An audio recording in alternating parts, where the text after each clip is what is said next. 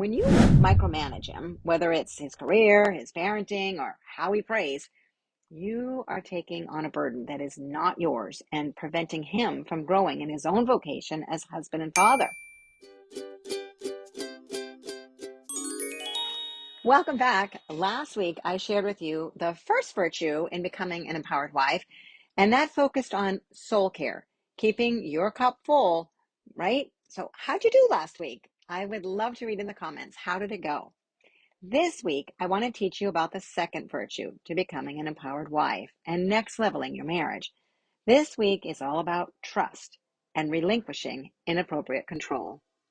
Our human temptation is to manage and control everything because, gosh, we believe we know best as women, don't we? So it's a form of pride that kind of blocks God's providence and disrespects our husbands. I'm with you.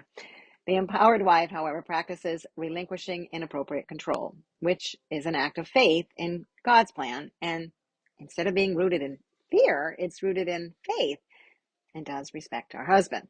So when you micromanage him, whether it's his career, his parenting, or how he prays, you are taking on a burden that is not yours and preventing him from growing in his own vocation as husband and father, learning life lessons instead of wife lessons.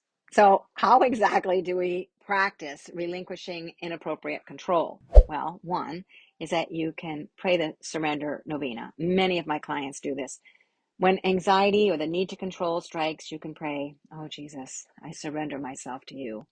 Take care of everything." This is a daily spiritual practice that moves the weight from your shoulders to Christ. The second step is to silence the inner critic.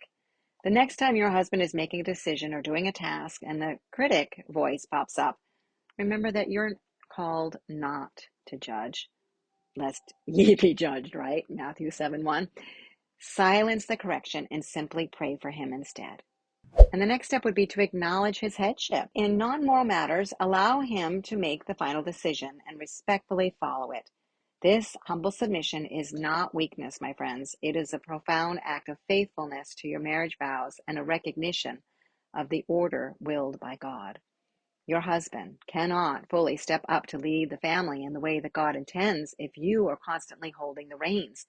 Let go and allow God's grace to work through him. And I recognize that this is a challenge for many of us because we have so much fear. But fear is never from God. Instead, I invite you to increase your self-care, lean on God more, and trust God as much as you are trying to trust your husband. God will never forsake you. And I want to acknowledge you for being the kind of woman who is willing to consider how she can build up rather than tear down her man. You're a pretty special woman. I appreciate you being here and watching my videos. If you haven't subscribed, click the little button. I'd love to read in the comments. What are you going to do this week to trust your husband more? It takes courage to trust, and I know that you are a strong woman. I can't wait to see what you're going to do. If you want more tips on how to strengthen your marriage, I invite you to do the free 10-day email course that I have on my website, createmyhappymarriage.com. The link is down in the notes. It's time to next level your marriage. I'm Coach Carol, and I'm standing for you. God bless your day.